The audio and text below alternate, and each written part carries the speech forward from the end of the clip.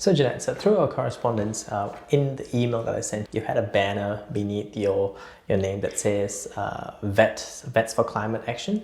Can you tell me a bit more about that? Sure, I'd love to tell you about Vets for Climate Action. So I'm the founder and the chair of Vets for Climate Action, and we now represent over 1,500 members, and we're wanting to highlight the impacts of climate change on animals. So we know that, climate change is already hurting our wildlife. We lost 3 billion animals in the fires in 2019. It's hurting our livestock and our agriculture industries, and it's also impacting our domestic pets. So, there's a lot to be done in climate action, and there's a lot of enthusiasm from the veterinary profession to work on it. And it's my privilege to do that, and that's the reason I don't do clinical work anymore. And was there a trigger or something that made you shift your focus towards climate action? Well, I'm 57 years old now, and since I was 5 years old, the world has lost 70% of its wildlife. And that's very distressing for me. I've spent my whole career looking after people's pets and looking after individual pets. I know that climate change is the biggest threat to the animals that we have left, one of the very biggest threats. And I just decided that I wanted to devote a big portion of my life to reversing climate change. And so that's what I'm doing. And my team here at Greater Springfield Veterinary are incredibly supportive, and they're happy to take a lot of the load from me so that I can focus on that work together with the team at Vets for Climate Action. Okay. So can you tell me a bit more about what you do at Vets for Climate Action? Sure. We have three main objectives. One is to educate the whole veterinary profession on the impacts of climate change on animals. I mean, here's an example. If the sand warms by just 1 degree in North Queensland, 99% of the turtles, the little green turtles, are going to hatch female. Oh, wow. Okay. So we'll see turtles, but the next generation or the generation, and they live a long time, don't they? They're not going to see turtles because they're all going to be girl turtles. Yeah. That's very concerning. A lot of examples I could give you like that.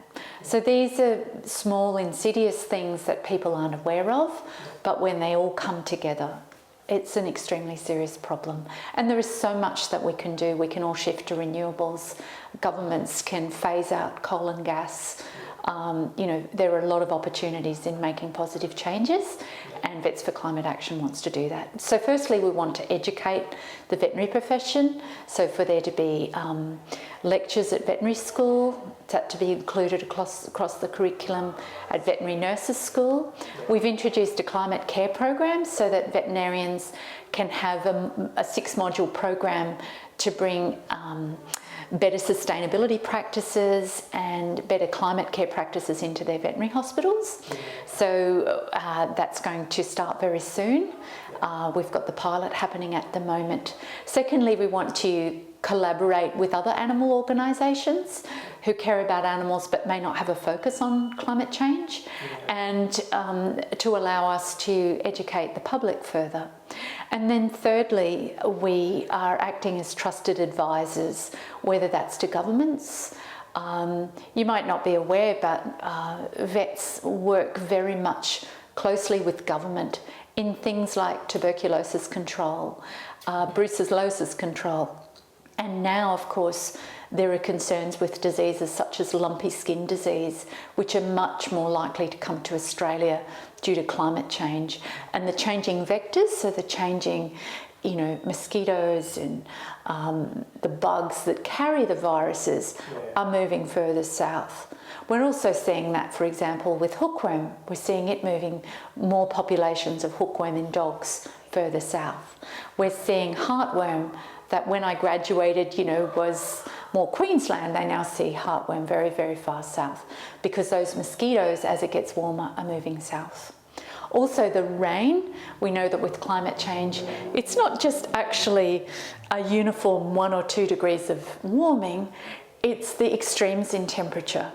So, and the extreme weather events. So it's cyclones, it's storms, it's the terrible floods we saw in Lismore and in Brisbane.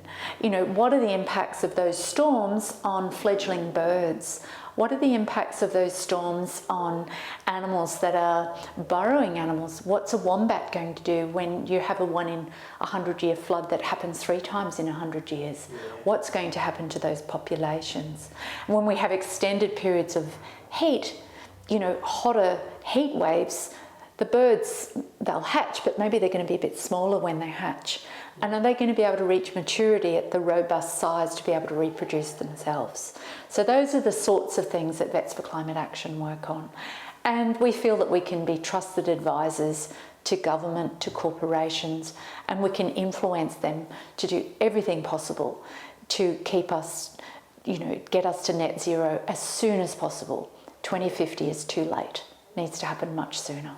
So we envisage this as being an international movement over time, but we're 3 years in and we're really finding our feet now. Yeah, that's nice. Yes. Well, I think on a positive note, it's good to see that Queensland, for a start, is moving towards renewables and all that. We're so excited to see that. You know, governments around Australia are taking active steps to move to net zero, and it's very exciting. But I run a business. I also want to get carbon neutral. How am I going to do that? So Vets for Climate Action program is helping us to do that. But I'd like to see dentists having the same program. I'd like to see physios having the same program. I'd like to see doctors having the same program. And I know that all sorts of things are happening all across the world in a positive way to address this problem. And it's an honour for me to be part of it. So thank you so much, Jeanette. That was really insightful. I mean, I'm an avid scuba diver. I've been diving for 10, 12 years, and I've seen changes in the reef. I've seen damage done and those kind of things. Well, the barrier reef is a really important thing to us, you know. I mean, veterinarians look after marine animals as well. We look after fish, actually, and aquaculture. You know, we have vets at SeaWorld, we have vets in marine facilities, and, you know, we're deeply concerned about the barrier reef. Everybody is. Everybody wants to make it better. And this is something that all of Australia, all of the world, all of the citizens of the world have to get onto this and make it better. Well, thank you so much for that, Jeanette. It's really informative and I've learned so much from you. So I really thank you for your time today. I look forward to being in touch with you more as well. Love to speak to you again. Yeah. Thank you very much. Thank you, Jeanette.